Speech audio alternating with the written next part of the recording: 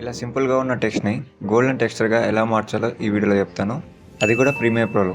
First మీరు మీ Premiere Pro open చేసుకొని ఏదైనా ఒక టెక్స్ట్ అయితే ఇలా ఇవ్వండి.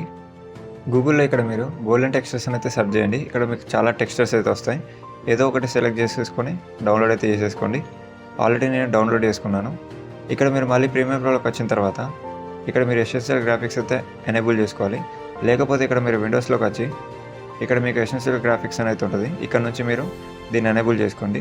ఇక్కడ మీకు పేపర్ ఫోల్డ్ ఆప్షన్ కనబడుతుంది కదా, సో దీని మీద క్లిక్ చేసి ఫ్రమ్ ఫైల్ని సెలెక్ట్ చేసుకోండి. సెలెక్ట్ చేసుకొని మీరు డౌన్లోడ్ చేసుకున్న టెక్స్చర్ని యాడ్ చేసుకోండి. ఇక్కడ మీకు టెక్స్ట్ అనేది కింద కనబడుతుంది కదా, సో దీన్ని మీరు పైకి డ్రాగ్ చేయండి. పైకి డ్రాగ్ చేసుకున్న తర్వాత మీరు టెక్స్ట్ని అడ్జస్ట్ చేయాలనుకుంటే అడ్జస్ట్ చేసుకోండి.